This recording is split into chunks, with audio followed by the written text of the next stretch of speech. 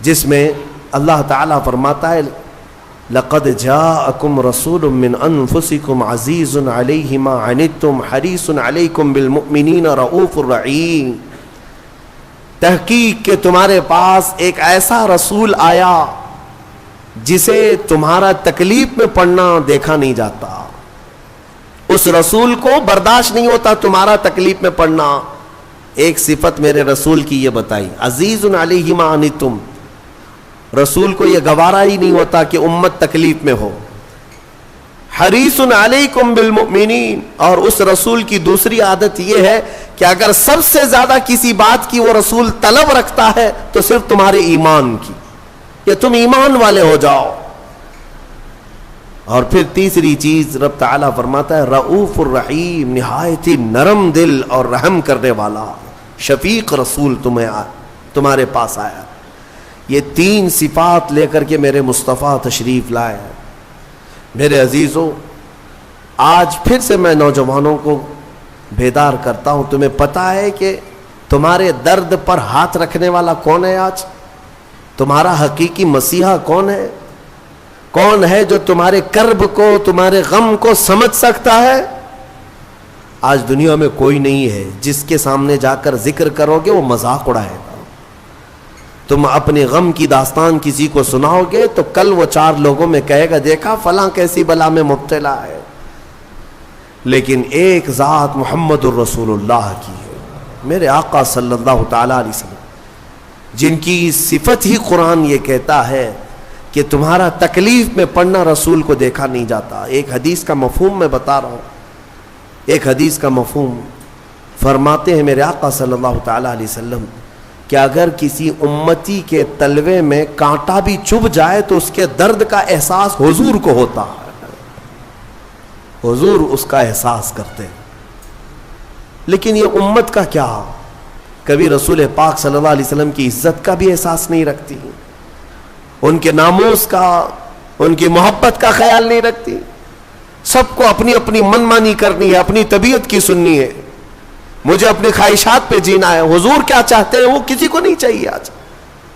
لیکن اس رسول کریم صلی اللہ تعالی علیہ وسلم نے اپنی پوری زندگی امتی امتی کہا یا نہیں کہا؟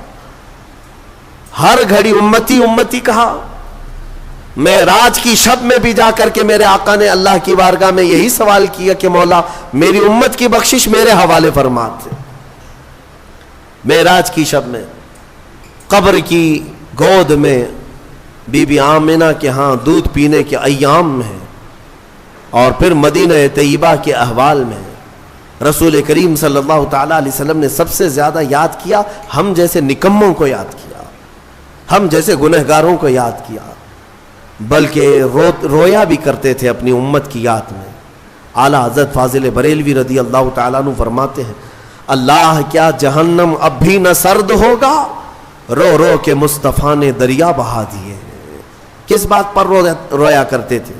ماں عائشہ صدیقہ فرماتی ہیں کہ رات کو بستر پر سوئے ہوتے رسول پاک صلی اللہ علیہ وسلم، پھر اچانک بستر چھوڑ کر اٹھ جاتے، عبادت کے لیے کھڑے ہو جاتے، کھڑے ہوتے اتنا کہ فجر ہوتی، اور حضرت عائشہ فرماتی ہیں حضور کی پنڈلیاں سوج جاتی تھیں، میں کپڑے سے سینک سینک کر کے نرم کیا کرتی، اور کبھی اگر بجلی کڑکے باہر یا ابر چھا جائے حضور اپنے گھر سے باہر نکل آتے، ہاتھ پھیلا کر مولا کی بارگاہ میں دعا کرتے کہ مولا ان بجلیوں کو دور کر دے، اس ابر کو ہٹا دے۔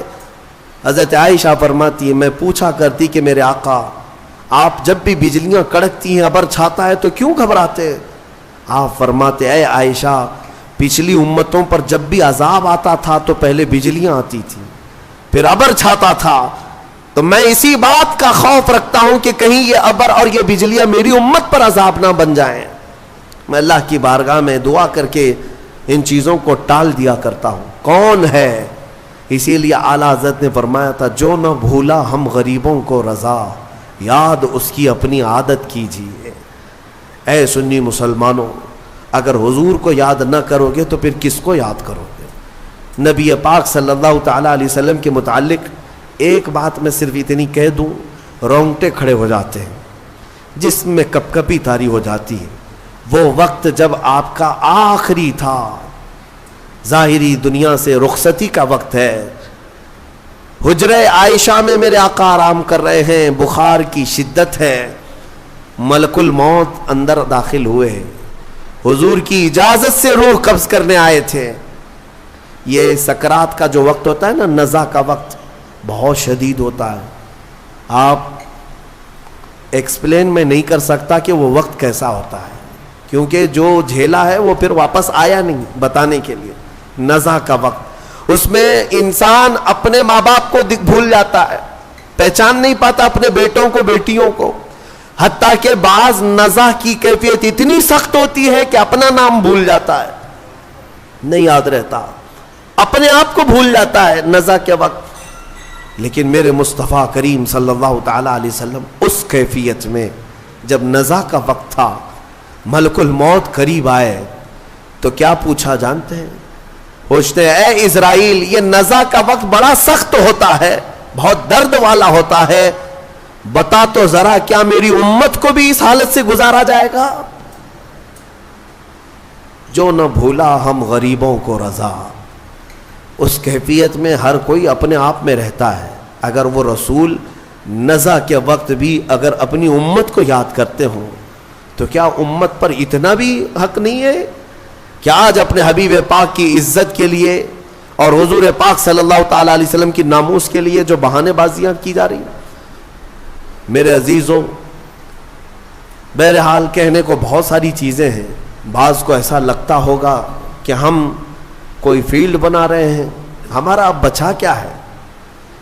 میں جس طرح آپ کے درمیان بیانات کر رہا ہوں, سب کو پتا ہے, بہت سارے لوگ ڈرتے بھی ہیں, بہت سارے لوگوں کو پتا ہے کہ کیا ہونا ہے, ان کے ساتھ کیا کیا جائے گا.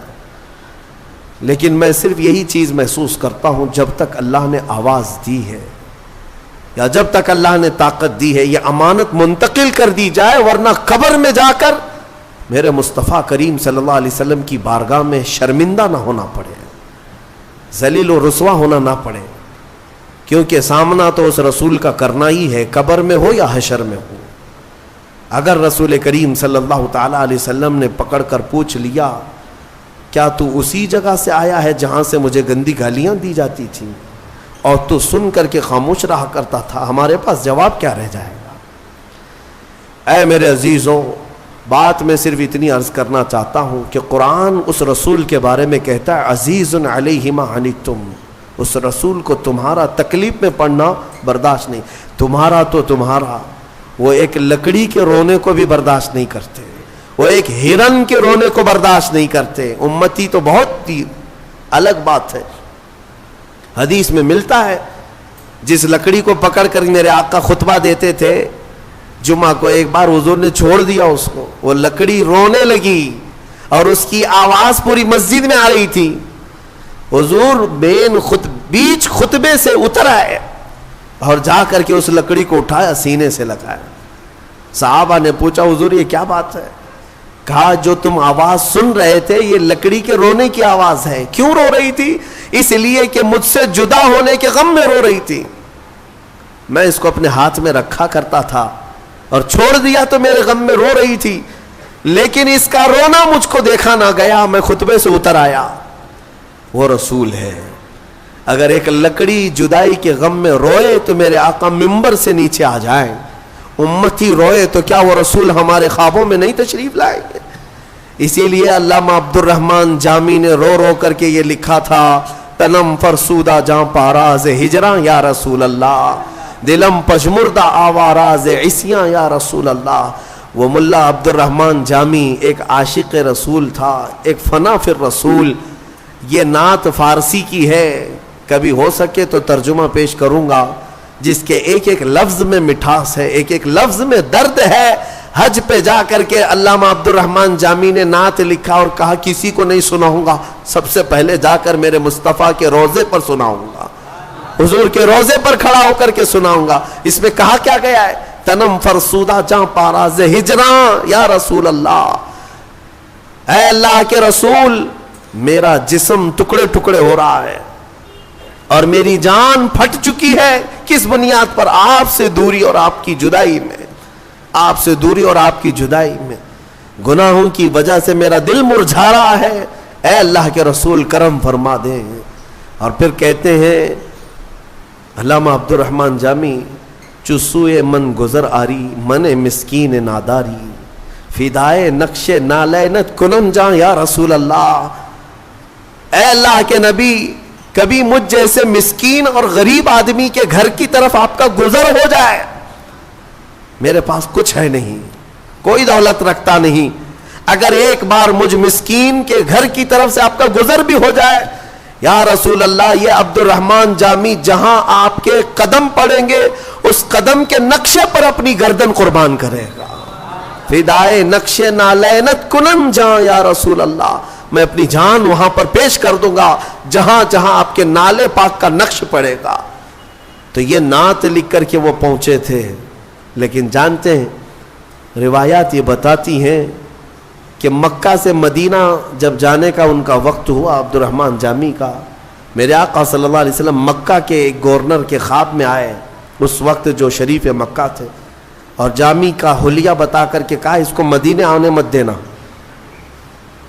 دوسرے دن گورنر آئے، مدینے جانے والوں کو دیکھا تو عبد الرحمن جامی بھی جا رہے تھے، پکڑا، کہا آپ نہیں جا سکتے. سارا قافلہ چلا گیا. کیا گناہ ہے پتہ نہیں، اس گورنر کو بھی نہیں معلوم، لیکن روک دیا گیا. عبد الرحمن جامی روتے رہے. دوسرے دن انہوں نے سوچا یہ تو شاہی حکم ہے، درباری حکم ہے، مین راستے سے اب جانے نہیں دیا جائے گا. انہوں نے بہانے سے ایک اونٹ والے کو پیسے دے کر کہا تیرے اونٹ کے اوپر جو سامان لدتا ہے اس کی ایک گونی میں ایک تھیلے کے اندر مجھے سل دے اندر اور مدینے لے چل. مان لیا اس نے، تھیلے کے اندر اپنے آپ کو ڈال لیا، اونٹ کے سامان میں چھپ گئے، مدینے کے راستے پر نکل رہے تھے. مصطفیٰ کریم صلی اللہ علیہ وسلم سے کون سی چیز چھپی ہے؟ اس گورنر کے خواب میں میرے آقا تشریف لائے دوسرے دن اور کہا عبد الرحمن جامی فلاں اونٹ پر فلاں سامان میں چھپ کر مدینے آ رہا ہے، اسے روک دو. دوسرے دن گورنر گیا اور اسی اونٹ کی تلاشی لی، سامان میں وہ نکل آئے. کہا کہ میں نے کل آپ کو روکا تھا، آج پھر جا رہے ہو. آپ نے حکم عدولی کی، اس بنیاد پر آپ کو جیل میں ڈال دیا جائے گا. جیل میں ڈال دیا. گورنر کو یہ نہیں معلوم تھا کہ کس وجہ سے روکا جا رہا ہے. عبد الرحمن جامی جب جیل میں اندر تھے تو پھوٹ کر کے رونے لگے. ایک عاشق کے لیے سب سے بڑی گھڑی یہی ہے کہ اسے مدینے سے جدا کر دیا جائے، اس کی جان نکل جائے گی. یاد وطن ستم کی دشت حرم سے لائی کیوں، اعلیٰ حضرت نے بھی یہی فرمایا ہے، پھر کے گلی گلی تباہ ٹھوکریں سب کی کھائی کیوں، دل کو جو عقل دے خدا تیری گلی سے جائے کیوں. مدینے میں اپنے گھر کی یاد آ جانا بھی اعلیٰ حضرت کہتے ہیں یہ ظلم ہے. مدینے میں اگر اپنا گھر یاد آ گیا یہ ظلم ہے. مدینے میں رہ کر کے اگر کسی کو اپنا وطن یاد آ رہا ہے. تو عبد الرحمن جامی کو جیل میں رکھا گیا تو رونے لگ گئے، بے قرار ہو گئے اور پکارنے لگے میرے آقا کو، یا رسول اللہ رحم فرمائیں، کیا قصور ہے میرا. شریف مکہ گورنر مکہ کو حضور اکرم صلی اللہ علیہ وسلم نے خواب میں پوچھا تیسرے دن کیا کیا تو نے عبد الرحمن جامی کے ساتھ؟ کہا اس کو جیل میں بند کر دیا. کہا کیوں؟ کہا کہ پتہ نہیں 2 مرتبہ اسے روکا گیا، پھر بھی وہ جانے کی بار بار کوشش کر رہا ہے، اس لیے جیل میں ڈال دیا گیا. پتہ نہیں کون سی غلطیاں ہیں اس کی، کون سی خطائیں. میرے آقا آپ کے مدینے میں وہ نہیں آ سکتا. اللہ کے حبیب صلی اللہ علیہ وسلم نے جو فرمایا وہی بات مجھے عرض کرنی ہے. کہا کہ عبد الرحمن جامی کو اس لیے نہیں روکا گیا کہ وہ خطا کار ہے، اس لیے میں روک رہا ہوں کہ وہ آ کر میری قبر کے پاس ایک نعت سنانے والا ہے، اگر وہ سنایا تو مجھے اپنی قبر سے باہر آنا ہوگا. اللہ اکبر. یعنی میرے مصطفیٰ کریم صلی اللہ علیہ وسلم آج بھی غلاموں کی دستگیری فرماتے ہیں، آج بھی درد کا احساس میرے آقا رکھتے ہیں. امام بوسیری کے ساتھ کیا ہوا؟ فالج کے موقع پر جب آپ کو لقوہ مار گیا تب آپ نے قصیدہ بردہ لکھا تھا، مولا یا صلی وسلم دائما ابدا. 170 اشعار لکھے تھے. فالج ہوا تھا لقوہ، اور اس وقت بھی میرے آقا خواب میں تشریف لائے اور صرف ہاتھ ان کے جسم پر پھیر کر دعا کیا کہ اللہ تجھے شفا دے دے، اور جو تو نے میری تعریف میں قصیدہ لکھا لے میں اپنی چادر تجھے تحفے میں دیتا ہوں. چادر بھی عطا کی. اتنا دیا سرکار نے مجھ کو جتنی میری اوقات نہیں، یہ تو ان کا کرم ہے ورنہ مجھ میں تو ایسی بات نہیں۔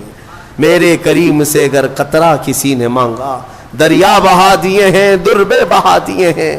اور اسی لیے میرے امام اعلیٰ حضرت نے سچ کہا ہے، کون دیتا ہے دینے کو منہ چاہیے، اور دینے والا ہے سچا۔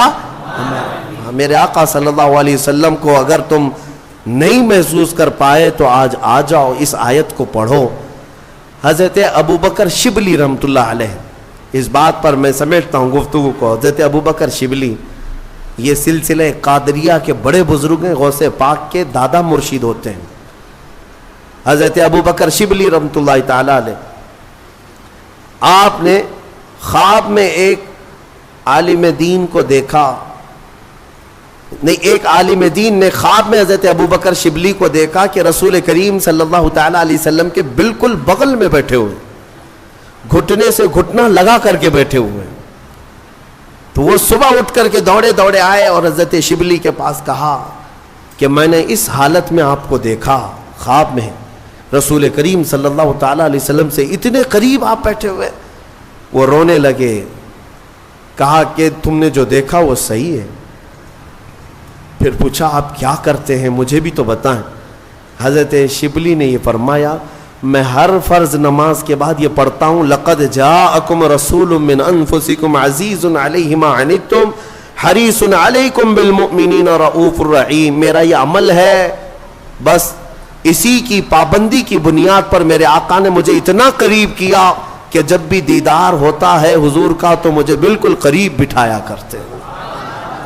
اس آیت کریمہ کو اسی لیے میں نے آپ کے سامنے پڑھا۔ الحمدللہ ہمارا معمول ہے بہت سالوں سے، اس کے تجربات بھی ہم نے دیکھے، اس لیے آپ سب بھی اس کا ورد رکھیں، ہر نماز کے بعد اس آیت کو ضرور پڑھا کریں۔ یہ دو آیتیں سورہ توبہ کی آخر کی، اس میں میرے آقا صلی اللہ تعالی علیہ وسلم کی تعریف میں مولا نے فرمایا عزیز علیہ ما عنتم، ایک کہ انہیں تمہارا تکلیف میں پڑھنا دیکھا نہیں جاتا، دوسرے یہ کہ وہ ایمان کی طلب رکھتے ہیں تمہارے، صرف اور صرف تم ایمان لے آؤ، حضور کی یہی ایک طلب ہے، یہی خواہش۔ آپ کو پتہ ہے وہ مکہ کا وقت ایک مرتبہ ایسا ہوا کہ ابو جہل ظالم مردود لعین نے میرے آقا پر ہاتھ اٹھائے تھے حرم پاک میں، خانہ کعبہ کے اندر۔ حضور اکرم صلی اللہ تعالی علیہ وسلم پر ہاتھ اٹھایا اور زخمی کیا۔ حضور اکرم صلی اللہ تعالی علیہ وسلم کو اس نے جو یہ گستاخی کی، لوگ بیٹھ کر تماشا دیکھتے رہے، کوئی قریب نہیں آیا۔ حضور وہاں سے پھر چل پڑے، اپنے گھر آئے۔ اس وقت حضور کے چچا امیر حمزہ، وہ پہلوان تھے مکہ کے لیکن ایمان والے نہیں تھے، ان کو اپنا دوسرا دین جو مکہ والوں کا تھا وہ پسند تھا، ایمان نہیں لائے تھے۔ کافی لوگ لا چکے تھے لیکن امیر حمزہ نہیں لائے۔ تو امیر حمزہ شکار سے واپس آ رہے تھے، بیچ راستے میں کسی نے پکڑ کر کے ان سے کہا حمزہ آج تمہارے بھتیجے محمد پر ابو جہل نے اتنا ہاتھ اٹھایا، سب کے سامنے اس نے مارا، کسی نے کچھ نہیں کہا۔ امیر حمزہ کو غیرت جاگ گئی، اپنے بھائی کا خون تو ہے، ایمان لائے ہوئے نہیں ہے، کفر میں، اس کے باوجود حضور پاک صلی اللہ تعالی علیہ وسلم چونکہ سگے بھتیجے ہیں امیر حمزہ کے، غیرت جاگ گئی، حضور کے پاس آئے ہی نہیں، سیدھے حرم میں گئے۔ ابو جہل میٹنگ میں بیٹھا ہوا تھا لوگوں کے درمیان، اس کا جامہ پکڑا، کالر پکڑا، کھینچتے ہوئے صحن میں لائے اور بیچ صحن میں لا کر اس کو اتنا لاتوں سے گھوسوں سے مارا، خوب مارا، اور اس کے بعد کہا خبردار، تو سمجھتا ہے کہ محمد یتیم ہو گیا اور اس کے گھر میں کوئی نہیں، اس کے بعد اگر انگلی بھی اٹھائے گا تو توڑ ڈالوں گا۔ امیر حمزہ کا یہ جلال تھا، پورا قریش دیکھتا رہ گیا اور دوسرے لوگ خاموش رہ گئے کیونکہ امیر حمزہ کے مقابل میں کوئی نہیں آتا تھا۔ ابو جہل خوب پیٹا، مارا گیا اور اس کے بعد دم دبا کر چلا بھی گیا۔ امیر حمزہ چونکہ بدلہ لے چکے تھے اور آواز بھی بلند ہو گئی لوگوں کے درمیان کہ ہاں محمد کو جتنا صلی اللہ علیہ وسلم اس نے ابو جہل نے ہاتھ لگایا اس سے کئی گنا زیادہ تو امیر حمزہ نے پیٹ ڈالا اس کو۔ حضرت امیر حمزہ آئے حضور کو ڈھونڈتے ہوئے کہ خوشخبری دے دوں، کہاں ہے؟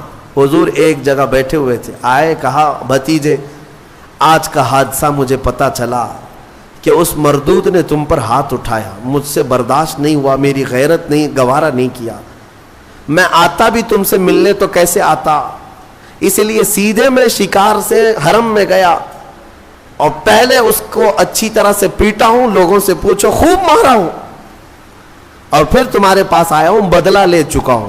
حضور سنتے رہے، امیر حمزہ بولتے رہے۔